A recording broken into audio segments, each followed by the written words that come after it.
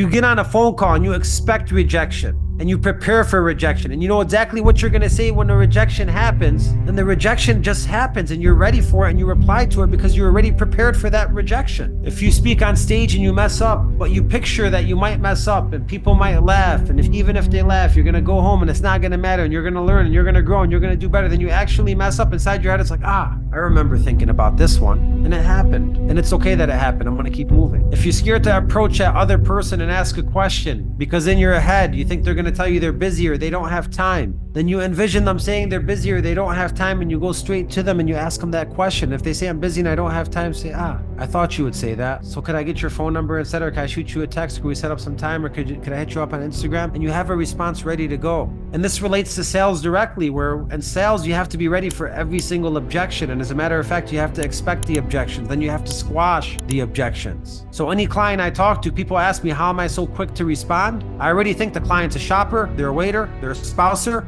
All of these things are already in my head for everybody I talk to. And because it's already in my head, there's not much you could tell me or do to me to shock me. You're shopping? Yeah, of course, I love shoppers. I shop myself. As a matter of fact, I'm a professional shopper for you. Your wife's on board, right? Well, let's go over her goals, because I like to make sure that the wife and the husband are both on board when I talk to them, because I'm married myself and I know how that works. Waiting is a great thing. Waiting right now is not the greatest thing. Let me tell you the reason why. I'm squashing these objections. I'm bringing them up before the client even brings them up, so there's nothing left for them to object. Why? Because I'm prepared for it. I'm expecting the worst, but I'm affirming the best. But I'm still ready for the worst while I'm affirming the best. And it's kind of like manifestation to the fullest, but also blocking bad manifestation by expecting it, preparing for it, and squashing it. And then you take this philosophy, you start drawing it everywhere in your life. I had my son's birthday outside. Weather says it's raining. The whole birthday was planned outside. 50% rain. What are we gonna do? What if it rains? I said, look, I'm expecting it to rain. I went and bought 4 20-feet tents, put them out there. They were folded up. As soon as the rain came, pop those open. We're ready for rain. We're ready for sun. We're ready for everything. Let's not think about it.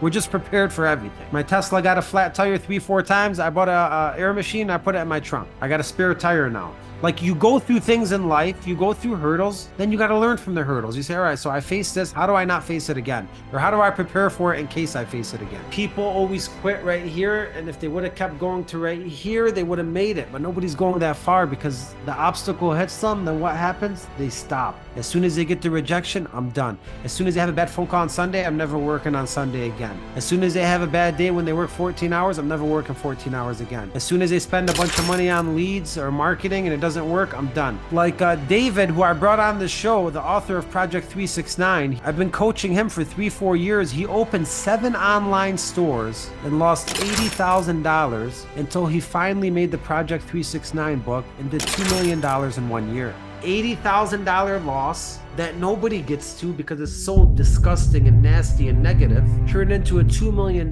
year. If he never made every single one of those failing online businesses, and the camera and the media and the ads and failing on the ads and paying people and failing and hiring and firing and new LLC, all those failures planted the success. All of this started from his obstacles. I'm a great example of that too. I'm here because of my obstacles. I was at Rocket Mortgage for 8 years. 2016, I went into the office to speak to the big man, talking about the man in charge of everything, the man that nobody reaches out to. Sent him an email. I said, hey, I'm very passionate about consulting. I've been a top banker here for 1.5 years. I know I could do consulting. Went and seen him, rejection. 6 months later, seen him again, rejection.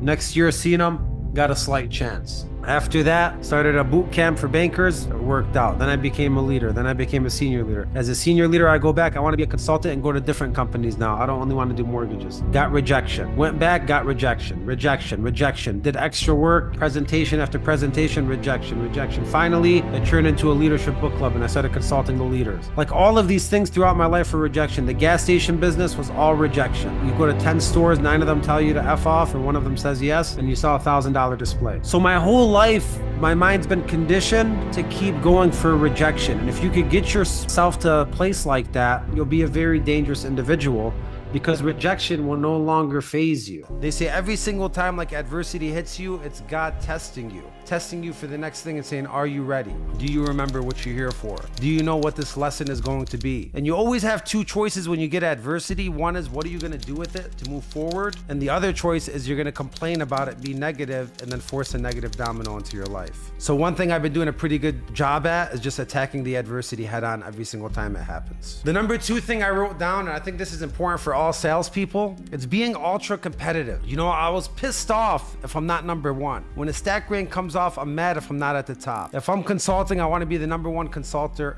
out there. If I'm working out, I want to look the best. And this like competitive spirit and this aggressive competitive spirit that if you're going to do something, you want to be the best. And if you're not the best, you want to pretty much make sure that you're doing everything in your power to be the best and there's no regrets left on the field. Because the biggest thing that pisses me off is leaving this desk and leaving this office and saying there was more I could have did today. And I want to ask you, do you have that in you where every single day you're upset at yourself if you could ask yourself, was there more that I had today? And you look at the most successful people and the obsessive people, and this is what they ask themselves every single day. Was there more? And if the answer is no, there was nothing more, then let's do it again. Let's do it even better. And let's try to get more out of the tank tomorrow, some way, somehow.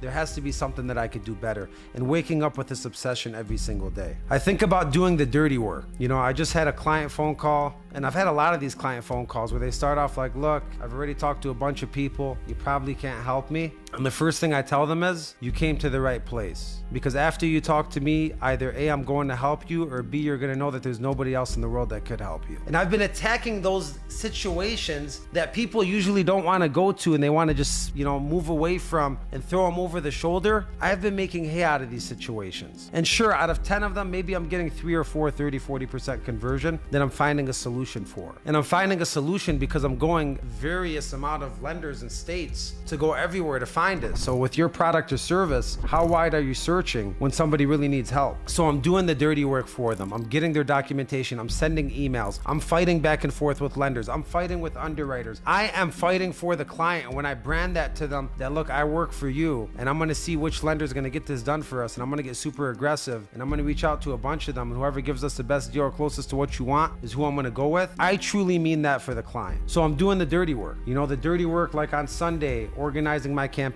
The dirty work like waking up early in the morning, clearing out my email. The dirty work like making rules for all the emails so I could declutter my box. All that dirty work, that messy work that nobody really wants to do and that's time consuming. I'm attacking it all every single day. I'm trying to help everybody. Every single person I speak to, whether it's for consulting or for a loan or for anything, I'm trying to be their solution. And I know that's not always the best thing because you think to yourself like, well, you can't help everybody and how much time are you actually wasting? But let me tell you it this way, if you just focus on being a good human and trying to help everybody, and I mean if I can't even help you, I want to give you a tip. I want to tell you where to go. I want to tell you what to change. I want to leave your life better than where I found you, and people could feel that because I mean that. And whether it results in a deal today or not, it's going to result in a deal in the future, and I can promise you that. Whether I'm doing this or not, people will call me because people are always calling me from years ago to come back whether I helped them or not, because I'm trying to help everybody I speak to. I don't care what your situation is. I don't care what the credentials are. I'm going to dig deep into your life, figure out what's going on, and I'm going to try to help you. And whether you're ready to do business with me today or not, I'm still going to help you. And think about the power behind that when it comes to referrals, when it comes to future business. And think about the time I'm investing. What am I investing? Extra 30, 60 minutes a day, every other day? I promise you it's worth the investment. And I promise you it will come back tenfold.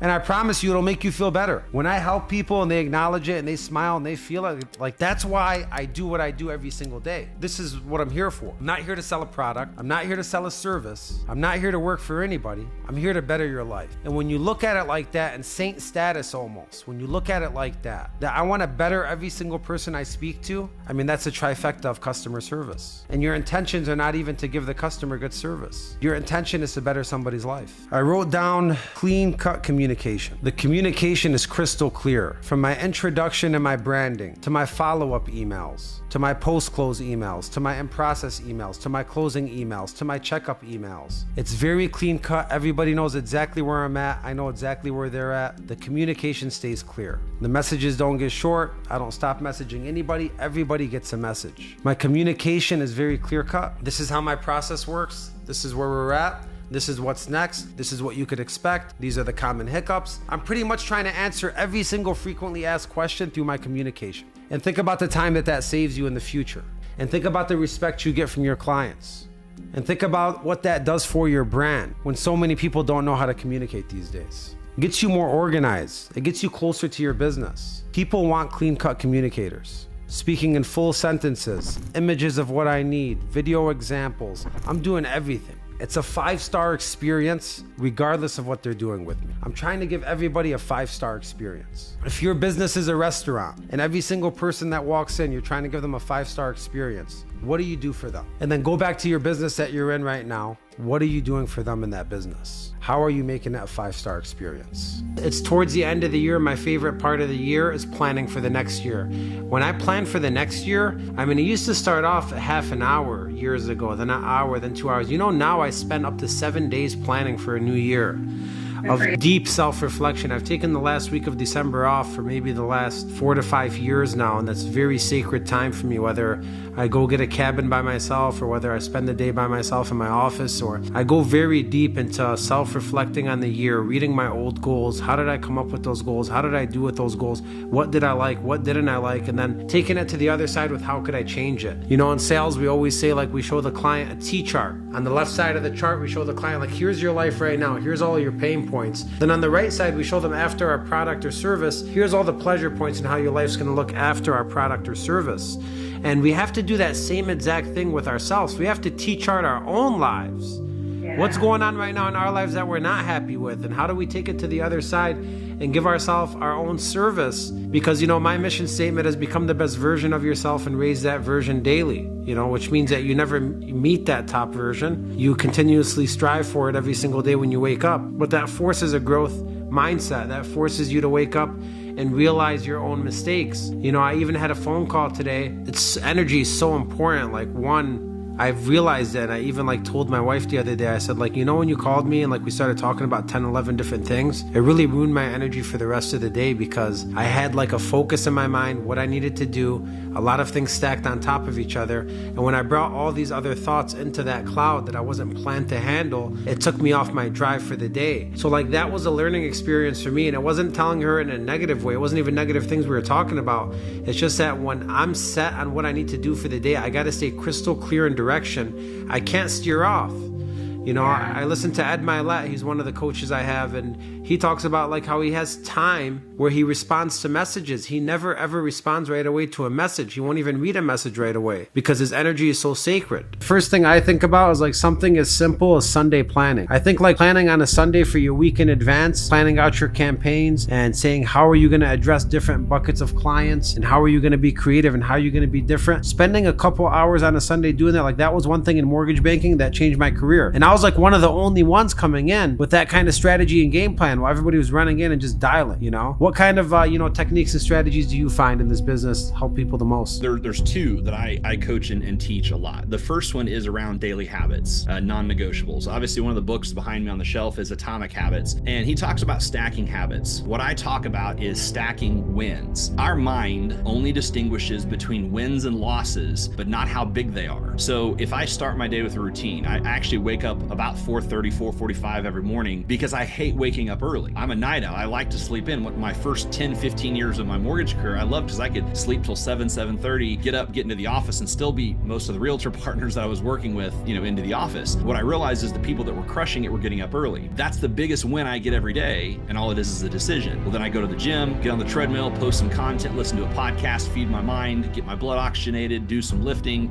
I say some affirmations, right? I stack some wins, go home and drink a protein shake instead of, eating a donut. By the time I start my first appointment, I've created some momentum. So even if the first call I'm on, if the first thing I do absolutely fails, my mind is okay, well, that was a loss, but you made your bed. That was when they cancel each other out and you still have momentum. And momentum creates more motivation. When you see someone that has swagger, when you see someone that's just absolutely crushing it, it's because they failed a lot more than you have and they realize it's not that big of a deal. Failure's on the path to success. It's not the opposite of it. The opposite of success is excuses, is not doing the work. Everything you just said, if you go read the first chapter of my book, it's exactly the same exact stuff we're talking, momentum and preparation and the habits. And so like when you start meeting people that are super successful, you start realizing they're in the same exact realm of thinking.